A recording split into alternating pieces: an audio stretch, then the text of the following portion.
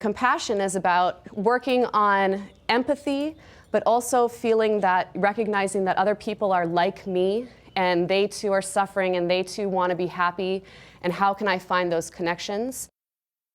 Living here in Hawaii and with the different ethnic backgrounds that a lot of us come from, I think we're kind of raised in the idea that we understand people, that we're more accepting of people. And again, it is that concept of aloha. You know, when you have aloha from someone, you accept them for who they are. Students are living a philosophy. It's not something that they're just reading about. They're actually trying to figure out how all of this fits into who they are. And once they figure out who they are and how they're connected to this idea of peace and compassion and love and thinking, then they can't help but impact others. It's going to be a snowball effect.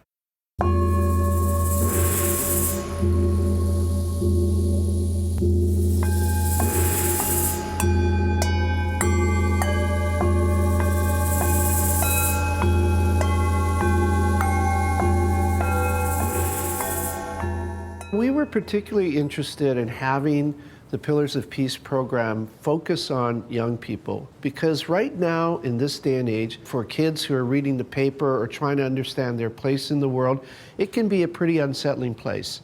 So we thought having the Dalai Lama go to Kailua High School and have a chance to talk to the students one-on-one would be a great opportunity to be able to send his message of hope and send his message of perseverance for the kids in the school. We looked at all the schools on Oahu and wanted to find the school that we felt best embodied the spirit about peace, compassion, and tolerance. When we found out what Francine Honda and her team at Kailua High School have been doing, what Amber Macchiao and Chad Miller have been doing, they've been pioneering methods of teaching to try to help the students understand that the differences they may have, at least in appearances, are nothing compared to what they share in common. How many of you, show of hands, have ever heard of the Dalai Lama? Okay, he's an international man of peace. This guy's known all around the world. He's known for what he's done. He actually won the Nobel Peace Prize for his nonviolent struggle to try to liberate Tibet. His message is peace, nonviolence, this idea of interreligious understanding, trying to understand one another, things that we're doing here at Kailua High School. And this universal responsibility. There's 225 kids in there who are given tweets from the Dalai Lama, and they are asked to form questions. And they're just not any questions. They were supposed to be philosophical in nature, things that they really wondered about. There was no bashfulness to it. They weren't embarrassed by their questions. And I think that really comes with this notion of what's been happening at Kailua High School is there's this pervading idea of intellectual safety in the classroom. You will vote next PTP class on which question will get submitted to the Dalai Lama when he's speaking at the university. Awesome job. And what that means is basically that I don't have to worry about anything that I say, because everything that I say is going to be taken seriously by my peers, and it's going to be seen without judgment. So I can take intellectual risks, I can ask questions, I can put out my own experiences, and whatever I say, I'm not going to get laughed at. Do you think with your mind, or do you act upon your heart? It's like, which is better? Because a lot of impulsive decisions made upon your feelings can get you into some sticky situations. We said that everything is an idea unless it's acted upon. So I think that peace is the same thing, but that it has too many variables in it for it to go right the first time. Because they felt intellectually safe, they are able to take those tweets and formulate these questions that are absolutely amazing. And that's something that we've been able to cultivate since they were in 9th grade to by the time they got to seniors, they were just comfortable in doing that. It wasn't even a big deal. When I asked them, this is exactly what we're doing, they knew already. Any philosopher would look at one of those and just be stunned by it. The whole premise of ethnic studies in Kailua High School is about nonviolence. And when we look at a lot of the Dalai Lama's teachings, compassion is connected to nonviolence, which is one of the fundamental aspects of philosophy for children. So what you did at the end of class is you started thinking about, well, now that we know all of this, what do you want to talk about with your classmates that relates to violence in our community and what the Dalai Lama has to teach us? So when we use philosophy for children to teach ethnic studies, we are engaging in a lot of dialogue with one another about really complex issues related to race and ethnicity and discrimination and marginalization. But they get to talk about it with their peers and listen to one another and learn from each other versus just having a teacher at the front of the room that's telling them about the histories of these groups. Can I assume that they will be compassionate towards others even though some are not compassionate towards us? My question is, can I assume that by the Dalai Lama coming to our school, it will change the way we act towards each other? What are the reasons societies are unwilling to give up part of themselves in order to settle an argument peacefully? They're doing it in an intellectually safe environment where they feel like they can really share deeper things that are important to one another, and so what it does is it helps to build tolerance between students. And we're being very conscious about it and saying, we want to work on tolerance and prejudice reduction and promoting a culture of peace.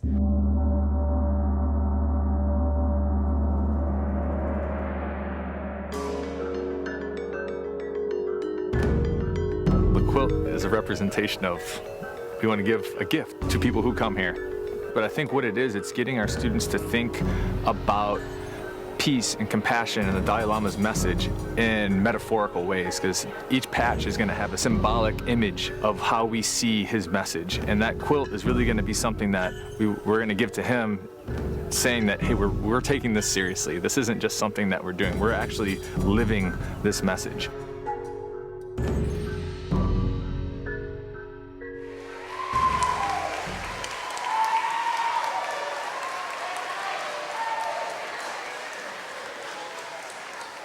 Building peace on the foundation of aloha is about taking the notion of aloha and starting with yourself. Having the Dalai Lama visit is that next step up. To make the school, first of all, to make the students at the school feel very proud and honored by the fact that His Holiness is coming to visit their school. And he's coming there because they've done such a great job.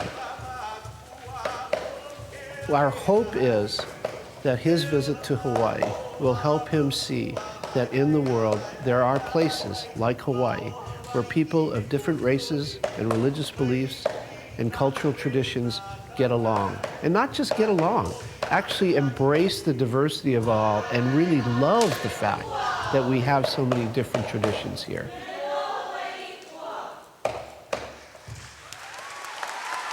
I think it's just going to be an incredible experience. And we're really happy to be able to do this with the Kailua High School team. Thank you. Thank you, Kum Suza and students. That was just wonderful. I had the privilege and honor to hear His Holiness, the Dalai Lama, yesterday speaking to thousands at the Stan Sheriff Center on advancing peace through the power of aloha. It seemed he was speaking not to thousands, but directly to me. His message of compassion is powerful and personal. It is with great humility and honor that I introduce you to you, His Holiness, the Dalai Lama.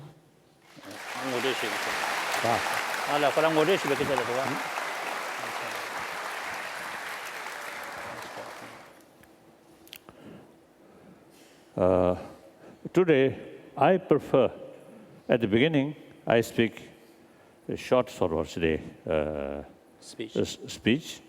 Then I prefer, you see, the more interaction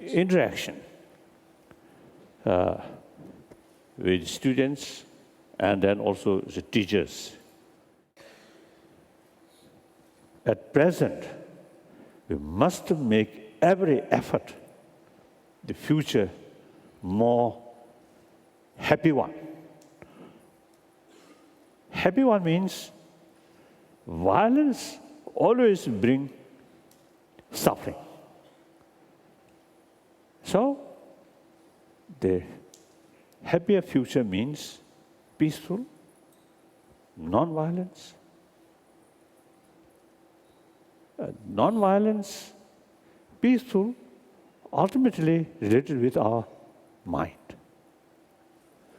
Not here intelligence, but sometimes intelligence also become contributor for violence, disaster. So here mainly related with here, compassion, sense of responsibility. So intelligence alone, no guarantee whether it can be constructive or destructive. And the individual happiness also intelligence or education alone, no guarantee whether bring inner peace or more frustration, more anxiety. No guarantee. So the warm-heartedness is the key factor. But at the same time, warm-heartedness or compassion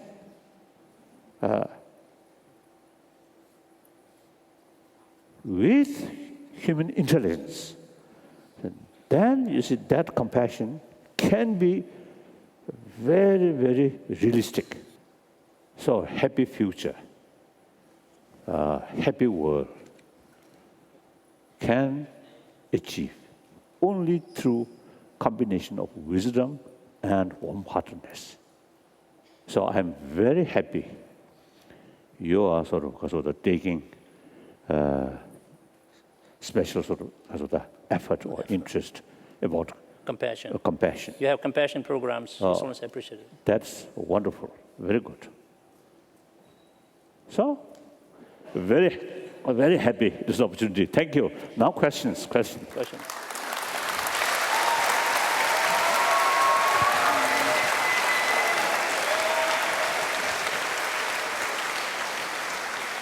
Aloha, Your Holiness. Our students are really excited and honored for the opportunity to ask questions and about what they've been wondering about and get your responses. Kailua High School students have a reputation of being philosophers, and the questions that you're going to get today are really an invitation for you to join our inquiry that's been going on at this school for the last several years. So we want you to become part of the discussion that's been going on. So Caitlin, would you have the honor of starting and initiating this inquiry with His Holiness?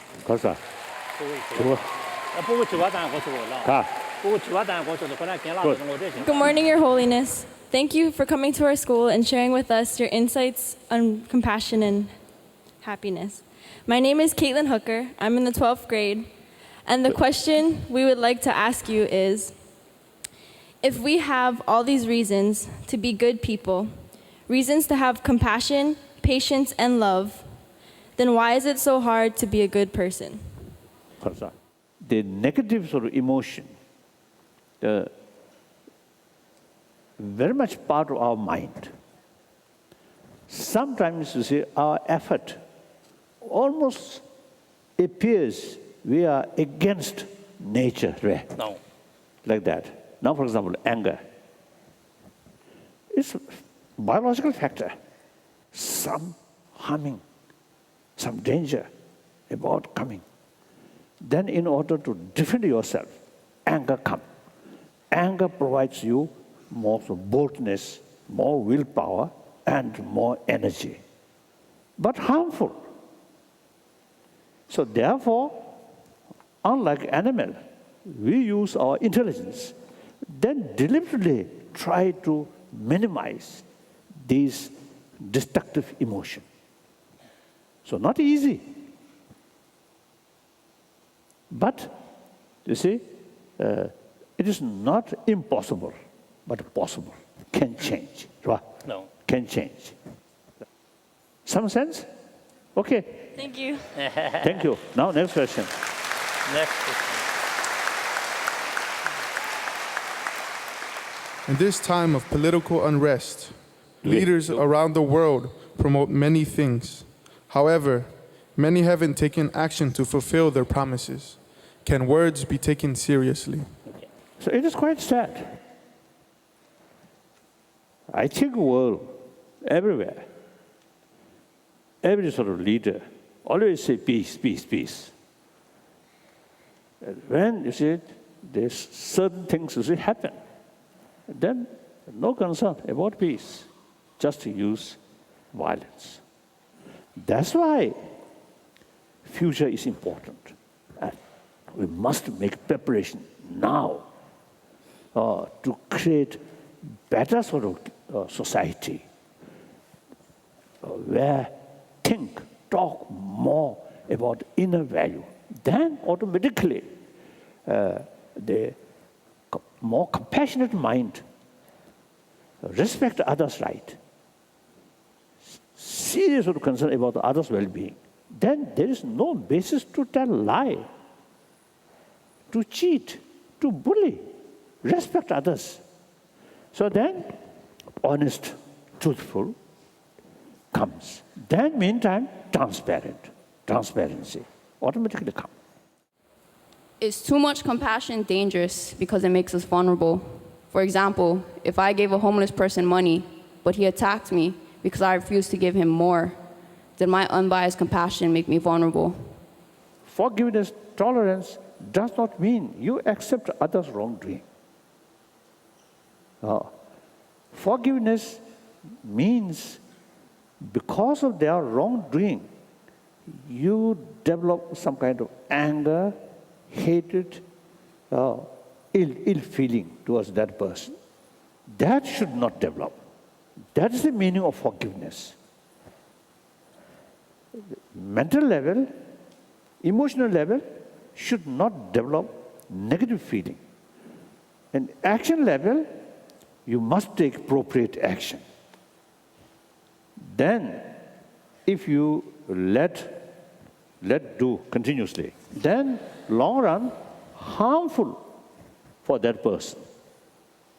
So if you let that harmful action, it's actually lack of sense of concern of their well-being. So therefore, person who doing wrong thing, you must act to stop that, if possible, but keep compassion towards that actor. Clear? The simple answer is, if the others sort of because of the wrongdoing, or take sort of the advantage Of you, of your sort of gentle humbleness, take advantage, then must react. Okay. Yeah.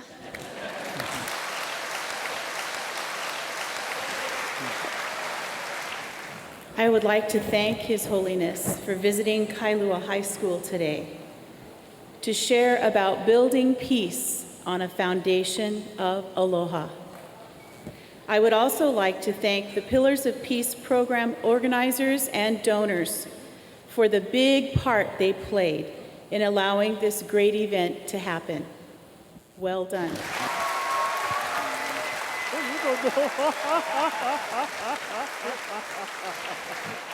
At this time, I would like to ask two students to present the school gift to His Holiness, a peace quilt designed and made by the students of Kailua High School. Some explanation.